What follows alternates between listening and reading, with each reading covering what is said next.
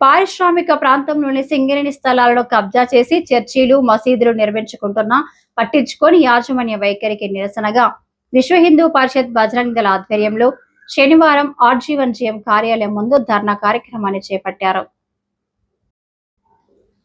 ఈ సందర్భంగా విశ్వ హిందూ పరిషత్ విభాగ కార్యదర్శి అయోధ్య రవీందర్, బజరంగ్ దళ్ జిల్లా సంయోజక ముఖ్య సంపత్ యాదవ్ మాట్లాడుతూ గోదావరి ఖరి నది బొడ్డున సింగరేణి సంస్థ గతంలో ప్రజల కోసం నిర్మించిన సులభ్ కాంప్లెక్స్ మడుగుదొడ్డిని కూల్చి క్రైస్తవ చర్చి మాఫియా అక్రమంగా సదరు స్థలాన్ని ఆక్రమించుకుందని ఆరోపించారు.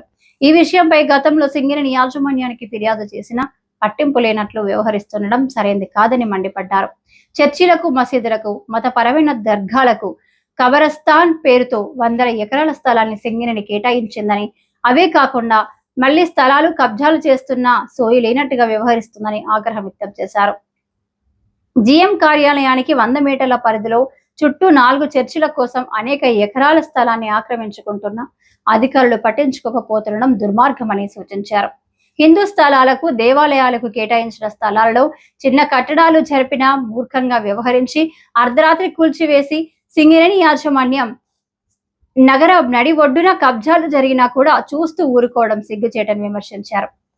చర్చి, మసీదుల పేరుతో స్థలాలు కబ్జా చేయించి సింగరేణి అధికారులే ఆర్థిక లావాదేవీలకు పన్నాగం పన్నుతున్నారా అనే సందేహం విశ్వ హిందూ పరిషత్ బజరంగ్ దళ హిందూ సమాజానికి కలుగుతుందని పేర్కొన్నారు.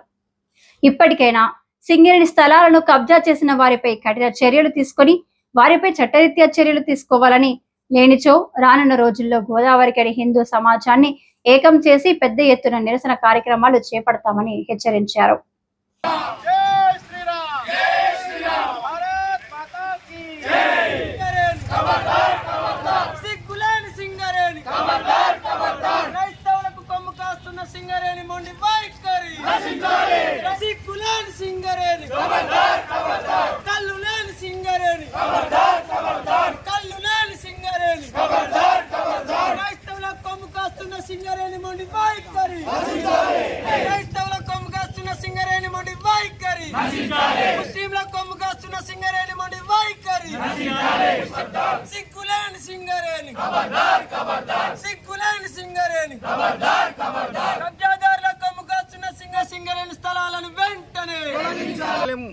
మైనార్టీలకు, చర్చిలకు అప్పనంగా తమ స్థలాలను కబ్జా చేస్తూ అసలు సింగరేణి వ్యాప్తంగా ఈ రామగుండం పారిశ్రామిక ప్రాంతంలో అసలు ఎన్ని చర్చిలు ఉన్నాయి, ఎంత వారికి ఎంత స్థలం కేటాయించారు, వాళ్ళు ఆక్రమించుకున్నది ఎంత, ఎన్ని మసీదులకు జాగాలు ఇచ్చారు, వాళ్ళు ఆక్రమించిన జాగాలు ఎంత, ఎన్ని ఈద్గాలకు జాగా ఇచ్చారు, వారు ఆక్రమించుకున్న జాగా ఎంత, ఎన్ని దర్గాలకు మీరు స్థలం కేటాయించారు, వాళ్ళు ఆక్రమించుకున్న జాగా ఎంత, అసలు మీ దగ్గర ఏమైనా లెక్కలు లేవా అని మేము విశ్వ హిందూ పరిషత్ తరపు నుంచి డిమాండ్ చేస్తున్నాం.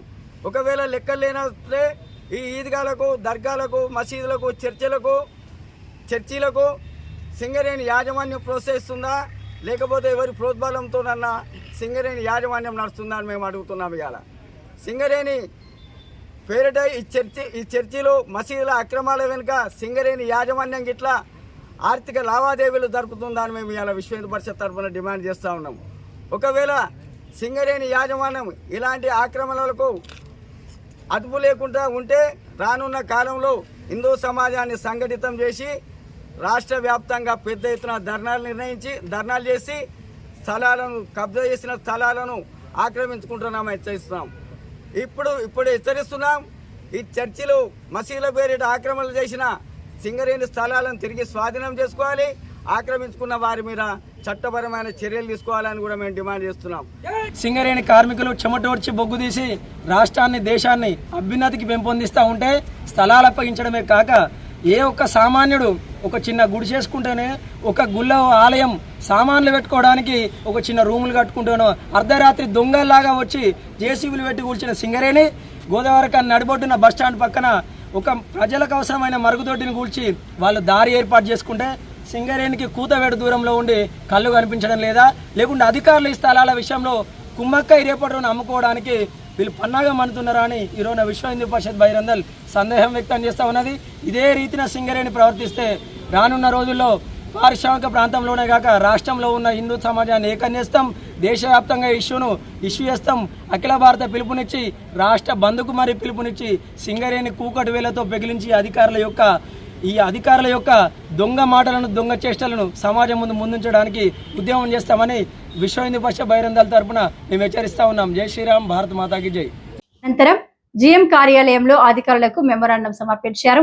ఈ కార్యక్రమంలో విశ్వ హిందూ పరిషత్ బజరంగ దళ నాయకులు మునిగాల సంపత్, అడిగొప్పుల రాజు, ఆరెల్లి జలంధర్, నేరేడు కొమ్మ వెంకటస్వామి, పైతరి రాజు, అనిరుద్, శివమోహన్, శ్రావణ్, శ్రీనివాస్, బాలరాజ్ కుమార్, శేఖర్, శివ, రమేష్, ప్రశాంత్, అజిత్, కార్తిక్, ప్రకాష్ తదితరులు పాల్గొన్నారు.